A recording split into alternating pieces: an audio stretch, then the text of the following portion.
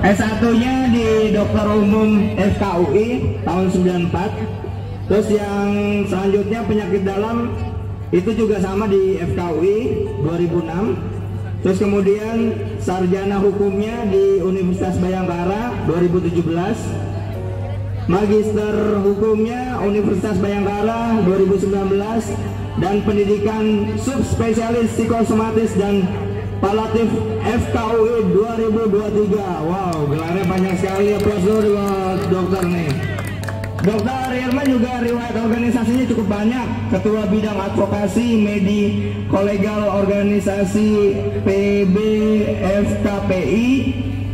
pengurus besar Perhimpunan Kedokteran Psikosomatis Indonesia, Ketua bidang advokasi PAPDI Cabang Bekasi, kemudian staf medis penyakit dalam Rumah Sakit Tamrin Cilengsi, staf medis penyakit dalam Rumah Sakit Citra Harapan Bunda Bekasi 2006 sampai dengan sekarang.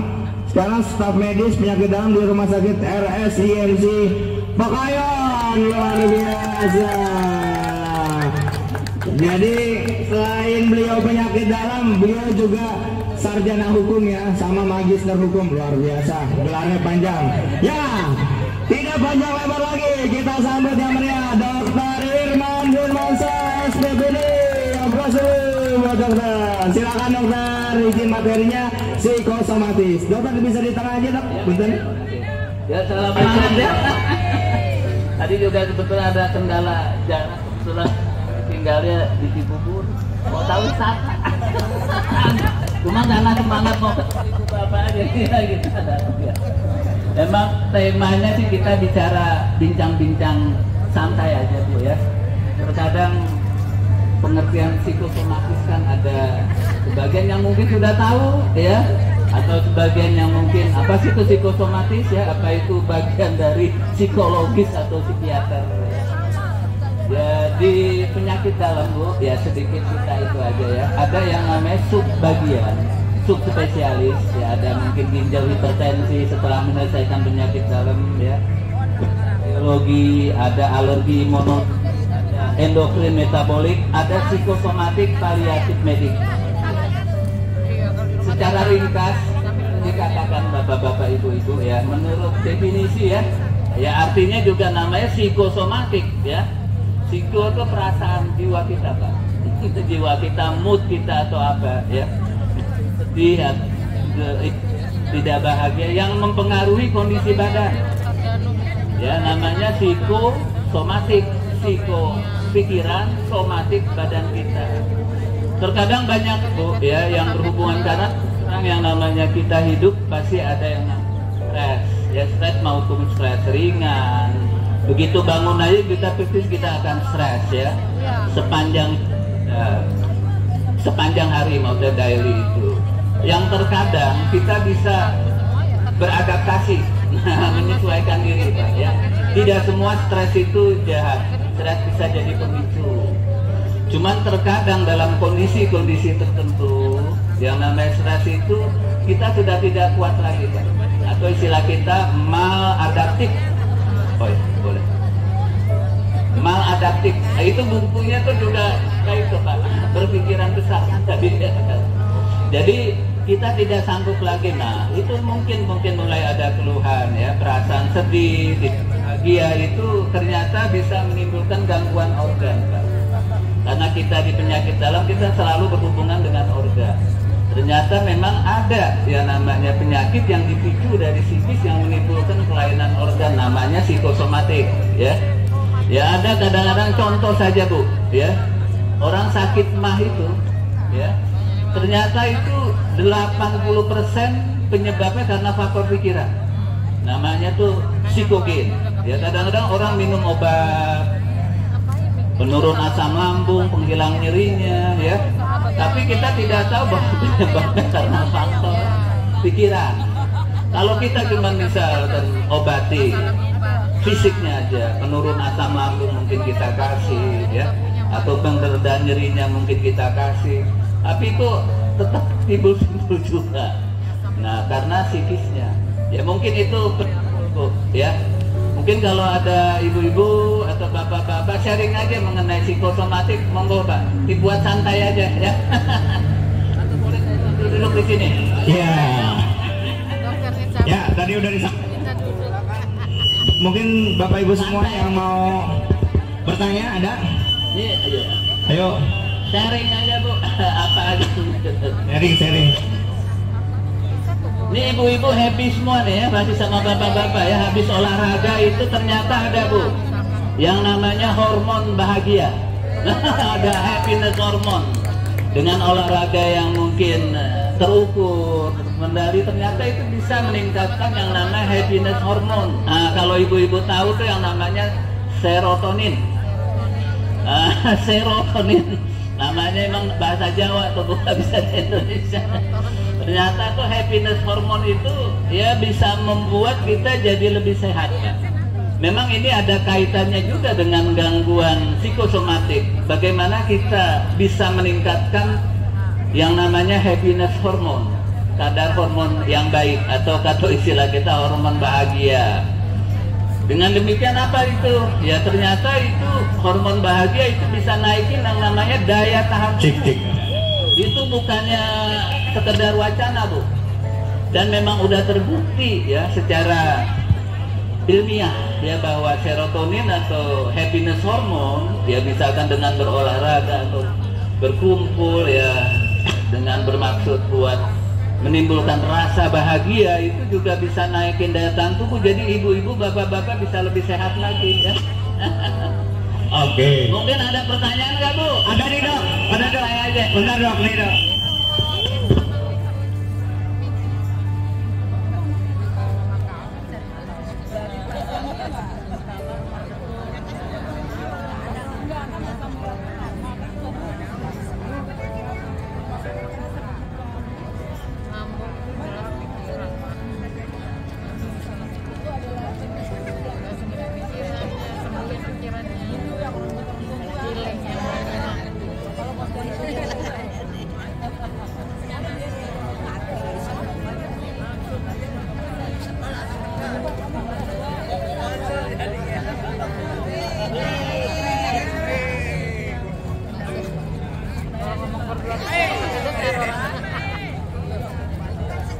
Memang aktivitasnya saat ini ya Pak, tinggi sekali mungkin ya. Saya katakan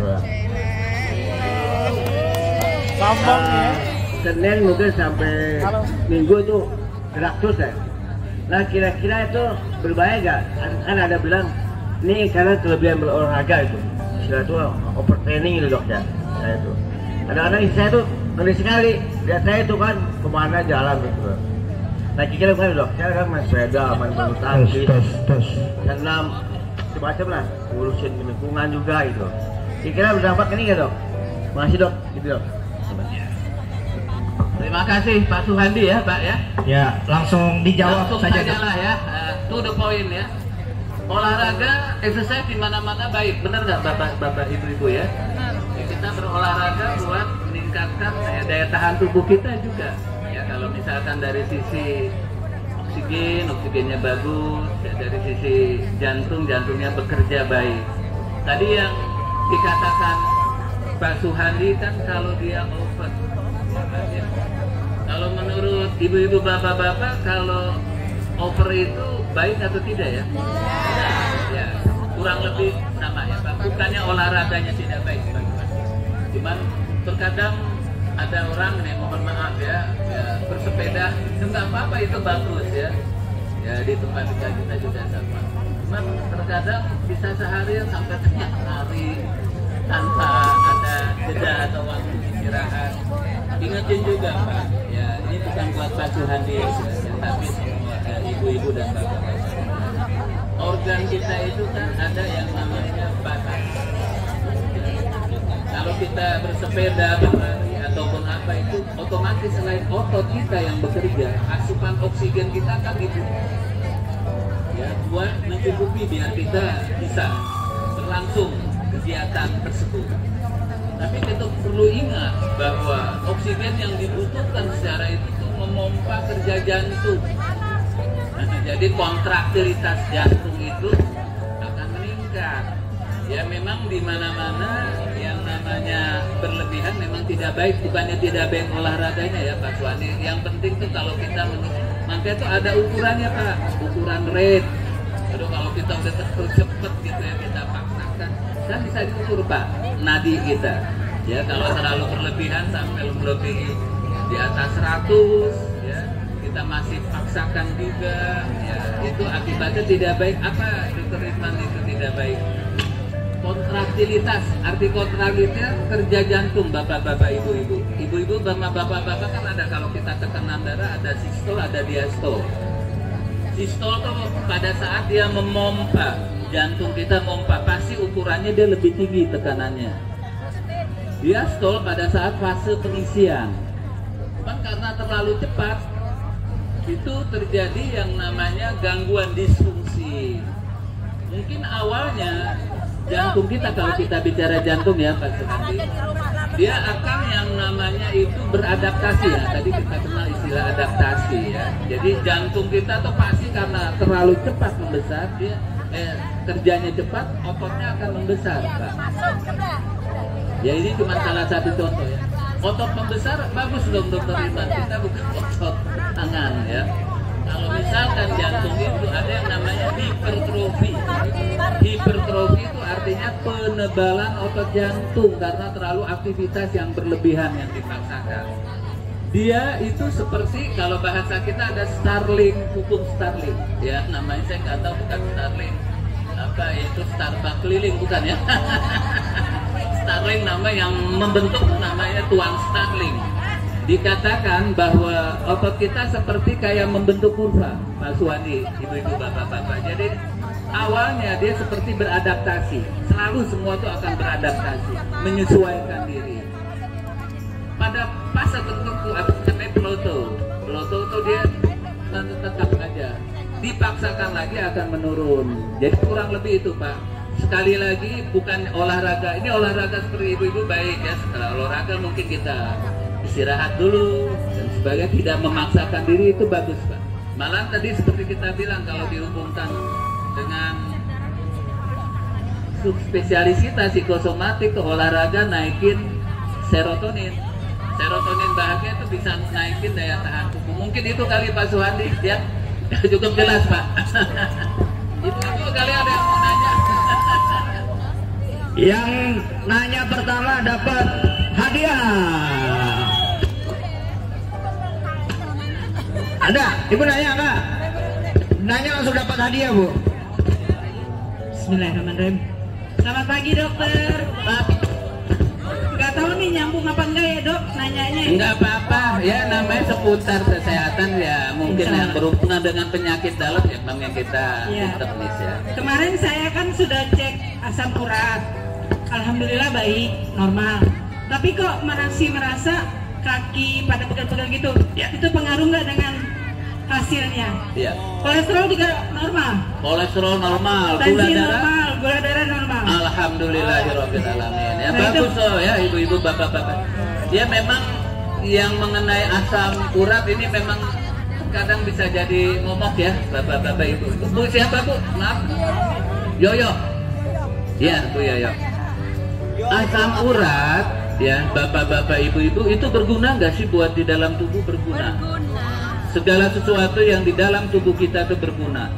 Kolesterol ya berguna ya, gula darah berguna, asam urat berguna. Orang nggak ada gula, seluruh orang di seluruh dunia punya gula Bu. Karena kalau nggak ada gula kita tidak beraktivitas. Cuman memang dikatakan segala sesuatu ada istilahnya batasan normalnya. Tinggi tidak boleh, hiper tidak boleh, hipo tidak boleh. Hipo maksudnya drop, kayak gula. Gula kita harus punya gula, kalau enggak kita tidak bisa beraktivitas. Iya, asam urat itu membantu metabolisme tubuh Bu, ya. Jadi tidak ada asam urat gangguan juga buat metabolisme tubuh. Cuman yang jadi masalah kalau dia meningkat itu gimana? Menimbul ya segala sesuatu seperti yang kayak tadi, kolesterol tinggi jadi bermasalah ya, gula tinggi jadi bermasalah, asam urat tinggi juga jadi bermasalah. Kalau terjadi hiperurisemia, hiper juga namanya, kadar asam urat kita tinggi Ya biasanya mungkin 8. Kadang-kadang saya juga pernah ada. Ibu kadar asam uratnya berapa, Bu? Oh, 4 normal. Ya, bagus itu di bawah 5,7. Kok ada juga, dokter? Apakah itu berhubungan dengan asam urat atau tidak? Nah, perlu di garis bawahi juga, Bu. Terkadang ada pasien yang asam uratnya itu bisa di atas 10. Ketahuan pada saat pemeriksaan, dicek, saya nggak ada keluhan, dokter, ya, saya sehat, nggak ada keluhan atau apa, ya. Ada juga yang tidak terlalu tinggi kok sakit.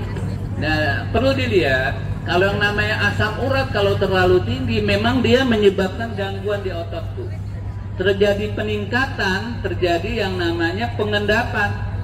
Maka tidak heran kalau orang dengan asam urat atau gout disease itu kakinya sakit, umumnya kaki ya Bu ya, dan biasanya bisa unilateral sebelah ya umumnya ya, cuman kadang-kadang bisa dua-duanya, tergantung endapan. Dia ngendap kayak kopi kayak kopi dia ngendap, dikit-dikit timbul keluhan.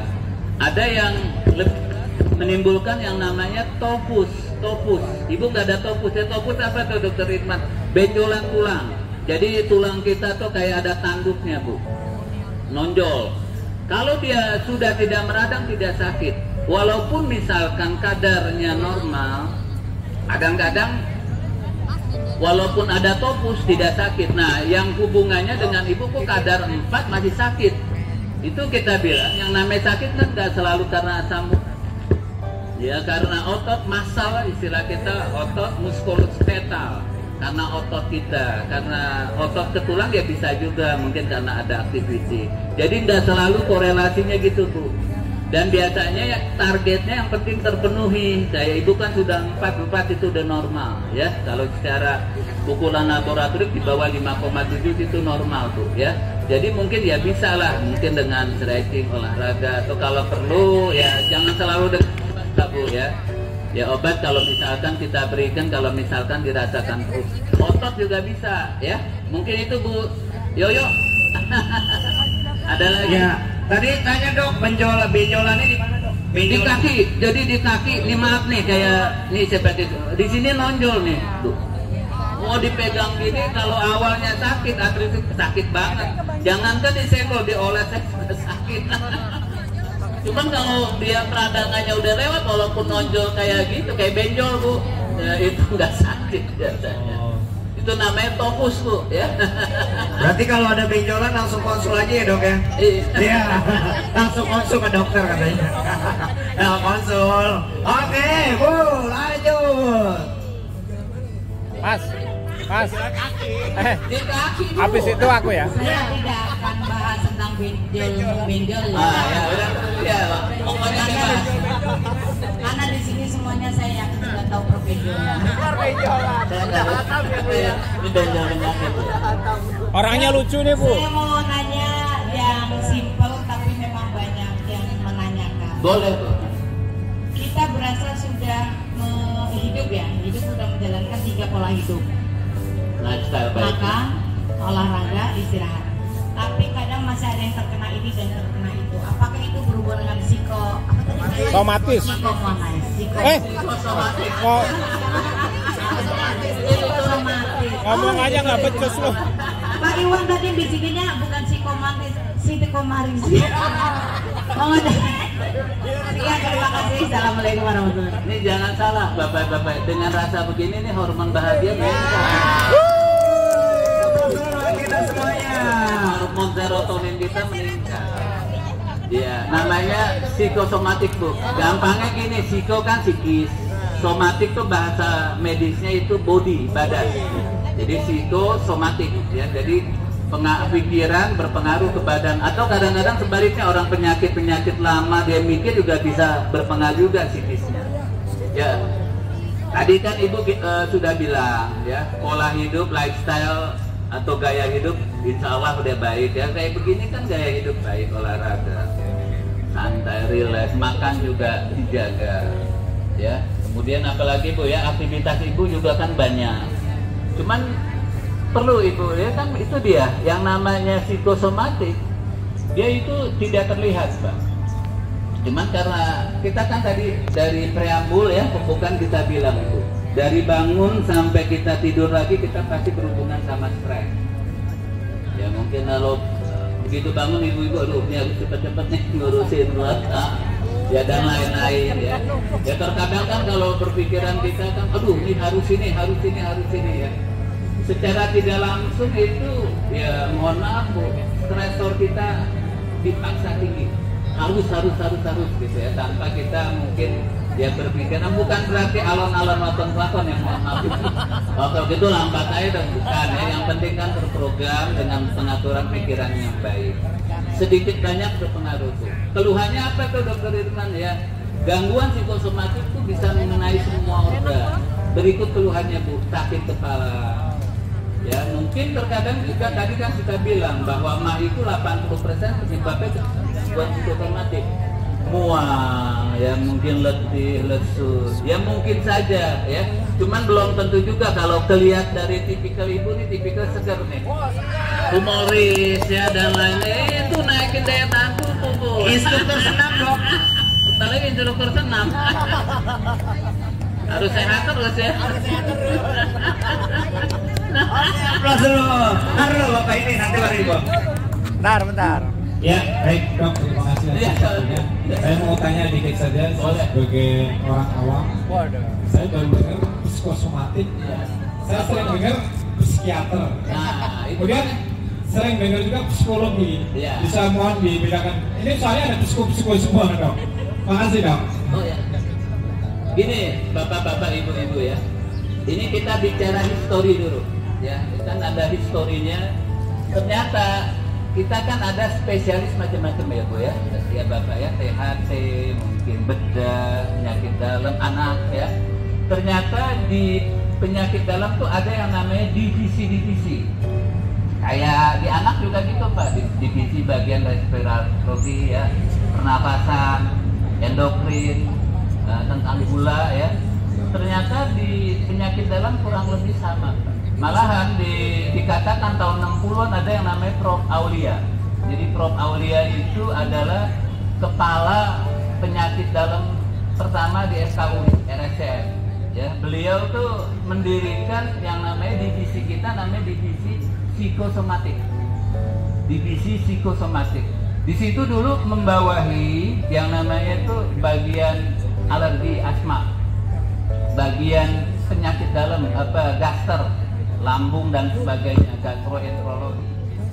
Cuman dengan perjalanan waktu ada divisi-divisi lain ya, yang namanya divisi kalau di kita di penyakit dalam ini kan ada konsultan apa, alergi imunologi KAI, ahli endokrin metabolic disease KEMD, atau kardiovaskuler kita di luar SPJP ya, KKP, konsultan kardiovaskuler. Dan ternyata ada yang namanya konsultan, dulu namanya tuh konsultan psikosomatik Pak, KPSI ya, cuman dengan perubahan nama berubah menjadi KPPM.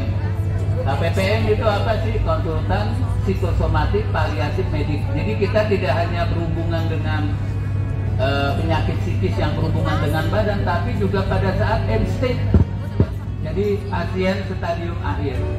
Ya mohon maaf ya, kalau di RSCM kita kan sering dikonsultan. Ada saat misalkan pasien itu dengan pasien karsinoma, kanker Bu, ya stadium 5 end stage. Apa sih yang dibutuhkan ternyata sama pasien itu? Paliatif, ya, membuat pasien itu semangat. Ya walaupun terapi pain, nyeri karena cancer kita berikan. Karena dengan apa itu tujuannya memperbaiki, namanya istilah kita itu pola hidupnya atau apanya, biar itu pasien itu membaik secara tidak dengan obat-obat saja Pak. Obat memang kita tetap perlukan. Tadi menjawab pertanyaan Bapak, dan saya tambahkan juga ya Pak, di expert WHO di tahun 63 itu di jurnal kita, di jurnal medicine, di situ dibilang Pak, ya intinya dikatakan bahwa gangguan psikosomatik itu dilakukan oleh internis, ada bunyinya Pak di tahun 63 ya, dan bla bla bla bla. Nah kalau dihubungkan dengan psikiater dan psikologi itu kita beda jauh Pak. Dasar kita adalah internis, penyakit dalam yang berhubungan dengan fisik. Kalau psikiater hanya melulu, ya mohon maaf ya, melihat dari sisi psikis. Ya dokter sih beliau ya cuman mohon hanya melulu melihat dari psikisnya. Maka itu kalau di psikiater kan ada yang namanya itu gangguan reality testing ability. Jadi gangguan antara melihat nyata dan tidak nyata ya.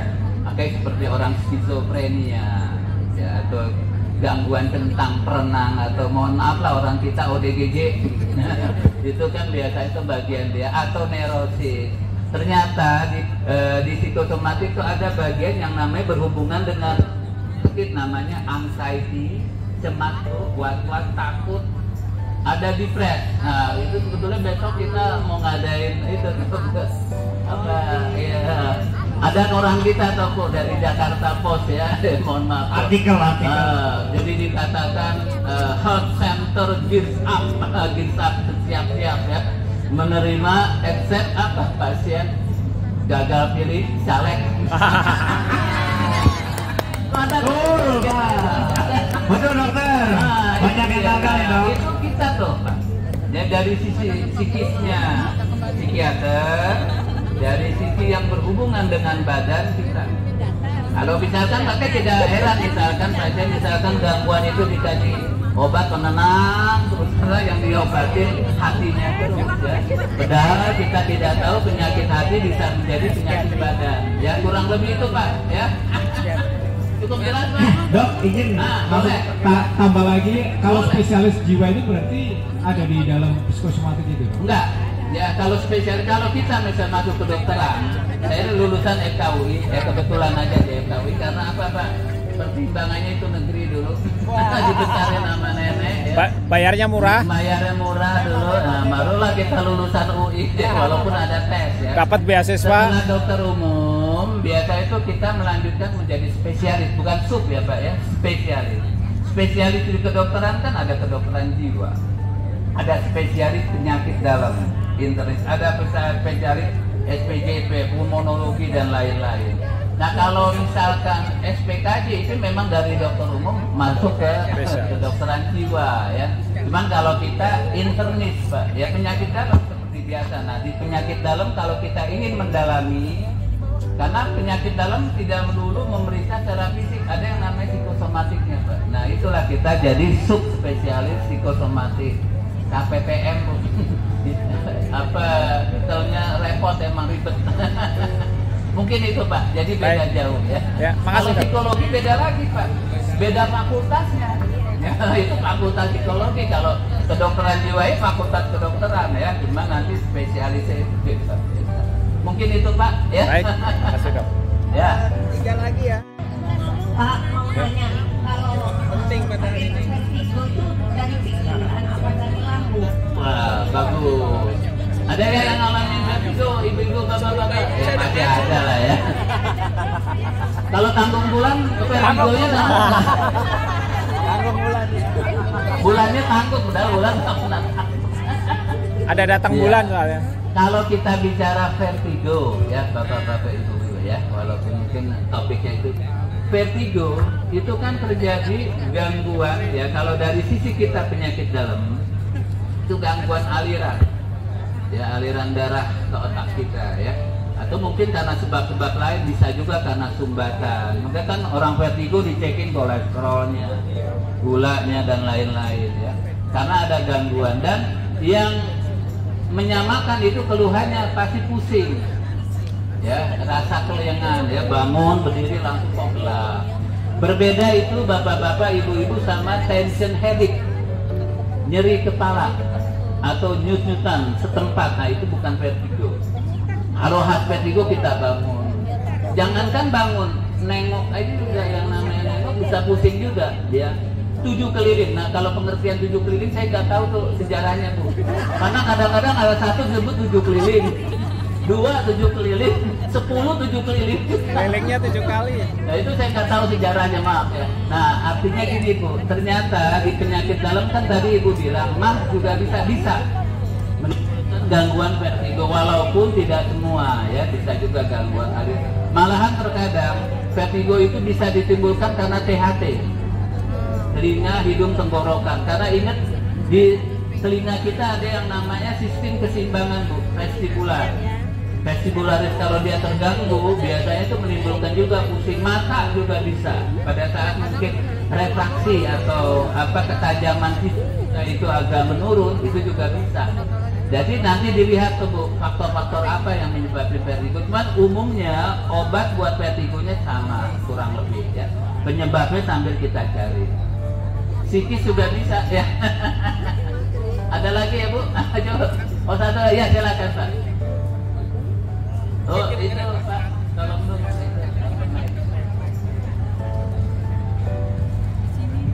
Vertigo sama Pak, spesialis baru keluar dari rumah sakit.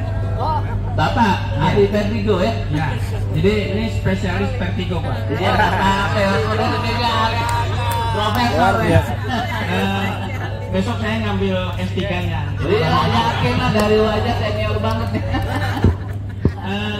Ini punten dong, saya baca di sosmed dan kemarin waktu saya dirawat. Sosmed? Ya, di Sosmed, sosial media. Iya, kan zamannya. Kemarin juga saya waktu dirawat bahwa ada menyampaikan juga mungkin menghibur kali ya. Beliau bilang, Pak Haji, ini bukan penyakit kalau vertigo, tapi itu warning. Bapak kecapean, Bapak banyak mikir gitu. Dan saya lihat di sosmed juga begitu. Itu satu pertanyaan saya, benarkah bahwa vertigo itu bukan penyakit badan fisik gitu ya? Iya. Itu yang pertama. Terus yang kedua, ada beberapa tips dari teman-teman kalau tidur, bahasa populer itu indusin gitu, indusin jadi bangun, tadinya belok kiri harus belok kanan. Nah, pertama kali saya kena itu memang saya jam 3 pagi gitu ya, belum tidur. Begitu saya tidur, kan saya biasa suka bolak-balik karena memang ini ternyata saya nggak bolak-balik. Bangun langsung saya kebetulan kamar mandi satu dengan kamar, saya langsung lari. Kalau vertigo kan mungkin dokter tahu ya, itu nggak berhenti kan, terus-terusan bangun sampai dengan itu kuning-kuningnya dan dianggap di keluarga itu penyakit berat gitu. Tapi sebenarnya kalau istirahatnya cukup, saya udah lama itu hampir 10 sampai 15 tahun nggak pernah vertigo. Tapi kemarin luar biasa berpengaruh ke semua sendi saya gitu ya. Terus yang kedua, saya sekarang untuk mengingat orang gitu, kayak ingat orang, tuh kemarin siapa nih? Wismi gitu, itu susah. Agak susah. Padahal kebetulan saya ngajar, jadi kalau ngomong kan nyebutin. Bapak mengajar. Ya, gitu. Saya, apakah itu dampak? Jadi pertanyaannya cuma dua. Vertigo itu betul nggak sebagai warning? Iya. Yang keduanya, betulkah akan ada dampak seperti itu gitu? Kayak orang-orang suka lupaan gitu. Makasih. Kata-kata vertigo atau dizziness itu kan memang kalau kita diagnosis dia vertigonya artinya sebagai simptom. Simptom itu gejala, sama kayak seperti orang sakit kepala, sefalgia ya, bisa gangguannya sifatnya neurologis, kan selalu begitu ya Pak ya. Gangguan persyarapan mungkin karena aliran darah ke otak terganggu, bisa juga gangguan-gangguan sebab lain. Tadi kan Bapak fokus di vertigo. Jadi kalau kita bilang vertigo itu sebetulnya gejala apa? Dizziness. Ada perasaan tidak nyaman di kepala kita.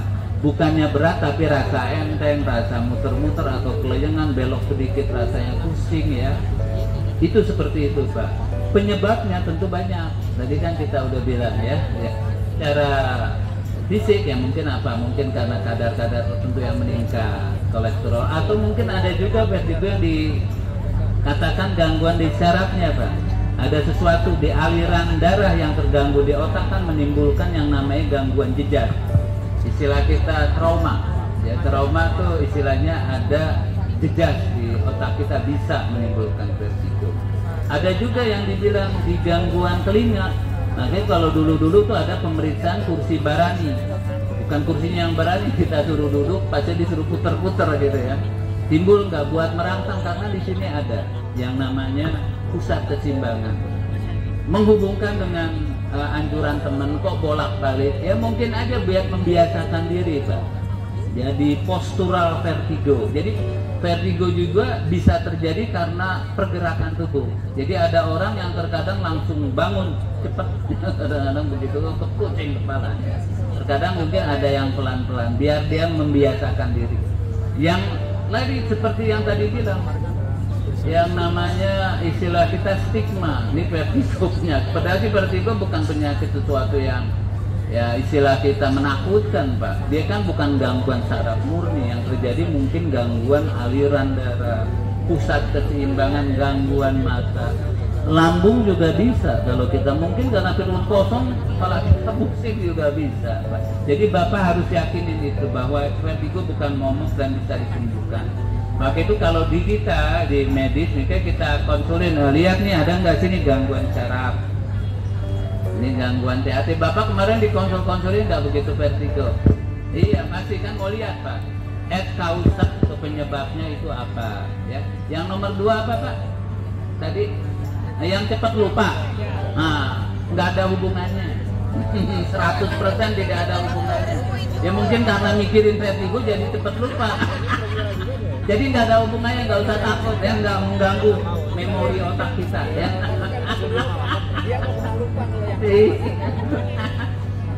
Ya mungkin itu kali ya. Tutup. Sini, dua lagi. Ini dulu. Saya masih semangat nih. Tenang Bu, masih ada. Satu lagi Dok, mau nanya. Kan sekarang ini lagi musim nih Dok. Apa namanya itu? Narcissistic personal disorder. Itu ya Dok ya, kayaknya kan dia yang paling hebat gitu ya. Iya, apakah itu itu termasuk penyakit psikosomatik? Ya, Dok, terima kasih. Ya, terima kasih Bu. Ya kalau itu memang ada yang namanya gangguan penyesuaian Bu. Ya, jadi maladaptif karena gangguan persona. Jadi ada orang yang ada narsistik yang seperti Ibu bilang ya, merasa dia yang harus diperhatikan. Ya, memang sih intinya itu psikisnya Bu. Ya, cuman memang kalau seperti itu berhubungan sama, mohon maaf nih, faktor kejiwaan. Ya, maksudnya bukan sakit jiwa, bukan ya. Ada orang kan berarti kalau misalnya konsul dokter kejiwaan, sakit jiwa ya enggak ya. Misalkan karena ya berpikir ada hendaya itu mungkin. Cuman kalau kita di psikosomatik biasanya berhubungan dengan anxiety, cemas, dengan depresi ya. Maka itu kan tadi pilpres dan apalah ya, caleg itu biasanya tinggi. Nah itu hubungannya ya. Cuman yakinin juga itu kan berupa gangguan penyesuaian aja. Artinya kita harus berbanyak yang namanya positive thinking, berpikiran positif. Saya menarik ya, kan kalau kita mau ya kan bukan saya sendiri, banyak orang yang menarik selain saya. Jadi ya kita berusaha adaptabel ya, dan itu memang kebiasaan. Namanya gangguan penyesuaian, kita harus bisa menyesuaikan diri dengan pola hidup. Kalau di kita psikosomatik ada namanya psikoterapi. Jadi psikis kita itu diperbaiki. Kita harus bisa nerima ya bahwa kalau misalkan orang itu berbeda dengan kita ya bukan berarti dia itu ya. Ya kita bisa menyesuaikan diri. Mungkin itu Bu, arahnya memang ke kejiwaan. Ya cuman sekali lagi bukan sakit jiwa. Ya kalau dari sisi mohon maaf ya, dari kejiwaan ya penyakit. Ya penyakit hati. Obatnya ya itu dia kan kita bijak. Kalau kita di terapi kita ya kadang-kadang terapi religius itu jadi obat. Ya misal ngumpul pengajian atau apa. Ya mungkin kayak ngumpul-ngumpul gini juga sama, namanya psikokolektif nih. Kumpul, gathering, itu hal-hal yang sebetulnya sama juga terapi juga Bu. Ya bukan dari sisi psikosomatik aja, tapi di sisi psikiatrik juga kurang lebih sama ya. Ada lagi terakhir ya, Ibu nih. Pak, ini nih Ibu terakhir ya. Ya sebetulnya mau terus saya juga nggak apa-apa, takutnya Ibu punya aktivitas. Assalamualaikum, saya tanya Dok. Waalaikumsalam. Saya pernah dioperasi jadi ditembak ya batu ginjal. Oh ditembak batu ginjal. Apa itu bisa terulang lagi? Atau misalnya kalau misalnya terulang, apa saya masih bisa ditembak lagi atau dioperasi lagi atau gimana dok? Iya. Ya kebetulan kami juga tugas juga Bu di unit cuci darah AD ya, DMC itu AD. Jadi yang namanya penyebab gangguan ginjal itu kan banyak ya Bu ya, mungkin darah tinggi, diabetes, kolesterol, batu. Stone juga penyebab gangguan fungsi ginjal. Itu stone itu, batu itu ya tergantung dari apa banyaknya. Jadi ada namanya batu soliter, batu tunggal satu. Jadi batunya satu atau dia membentuk garis yang namanya kaliks ginjal. Dia berbentuk kayak cetakan gitu ya. Ditembak namanya ESWL, elektroshock ya. Jadi dikasih gelombang kejut. Itu sifatnya menghancurkan Bu. Hanya menghancurkan. Dilihat juga dari hancurnya itu totally atau sebagian. Ya kan biasanya kalau total dihancur kecil kan kemana tuh hancurnya? Keluar lewat saluran kemih. Tapi pertanyaan Ibu, bisa nggak recurrent? Istilah kita kambuh batu ginjal. Ya tergantung juga. Ingetin batu ginjal karena pola makan, lifestyle modification. Jadi itu ada yang namanya ada dengan gangguan fungsi ginjal. Batu mungkin karena kolesterolnya. Asam urat tadi sebutkan juga sama. Bu, ya, ternyata bisa membentukkan namanya batu urat. Berarti kita gimana berteriman biar nggak recurrent? Recurrent tuh kambuh. Ya pola hidup Bu. Ya kontrol nanti dilihat ya. Ya mudah-mudahan kalau itu tuntas bersih ya mungkin kekambuhannya kurang disambut pola hidup. Itu terutama pola hidupnya Bu, ya. Mungkin itu Bu ya.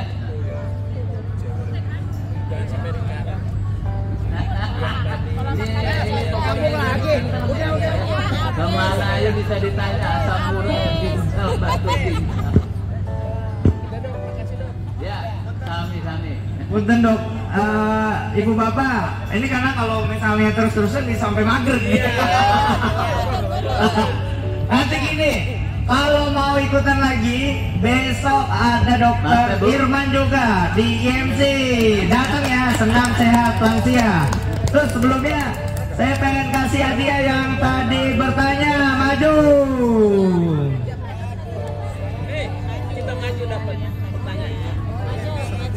Maju. Bagi yang ibu Pak. Iya, ibu bertanya. Iya. Maaf ya Bu. Nanti nanyanya pasti